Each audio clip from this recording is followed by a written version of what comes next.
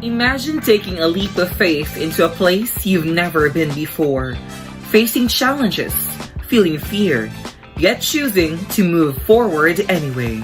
My name is Teacher Jovic, and this is the story of how I became part of the American Village CEBU Winter Camp in 2024.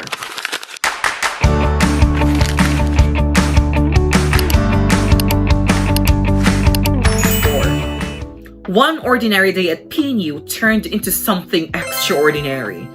I received a call from my professor, and she told me that I was selected to apply for an international internship program. I couldn't believe it. I was excited, nervous, and hopeful all at once. I gave it everything I had. I prepared my requirements, wrote my lesson plans, and faced the online interview with courage.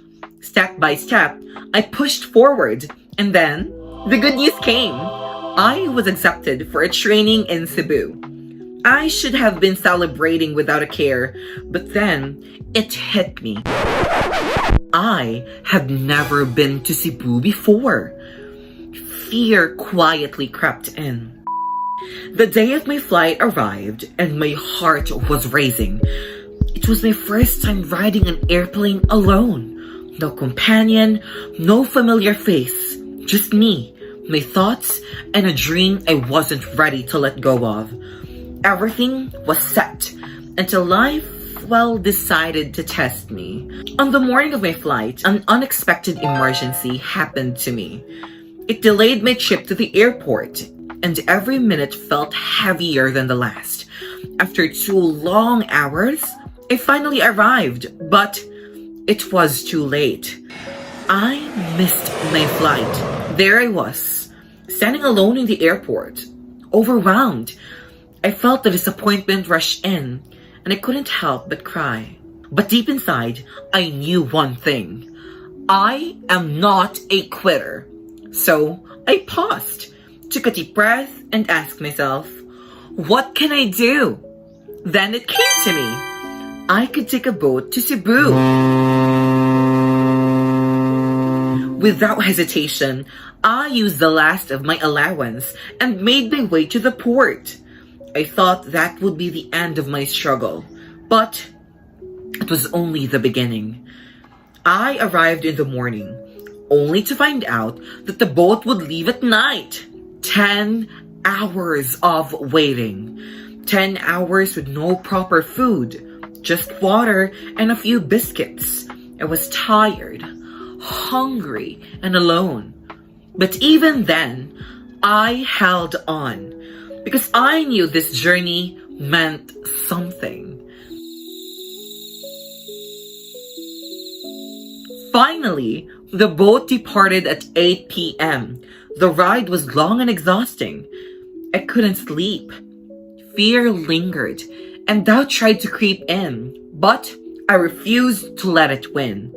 I kept telling myself, you've come this far. Don't stop now. At 7 a.m., I arrived in CEBU. With what little strength I have left, I took a taxi to the training venue. And finally I made it. After almost 24 hours of no sleep and barely anything to eat, I stood there, tired but proud. That moment made everything worth it. At the camp, I met my fellow student teachers and of course, Director Leo. I gave my best in every activity, from lesson demonstrations to songs and games. But more than that, I built friendships I will always treasure. That journey wasn't easy, but it truly changed me. It taught me 2 important lessons. First, never give up, because sometimes the hardest paths lead to the most meaningful destinations. And second, trust yourself. Even when things fall apart, believe that you can find a way forward. In the end, that journey was more than just a trip to CEBU. It was a test of courage, patience, and faith in myself.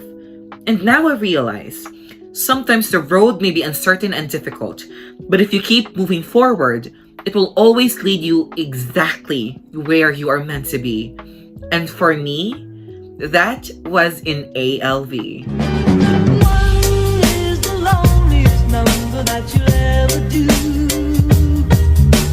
Two can be as bad as one. It's the loneliest number since the number one.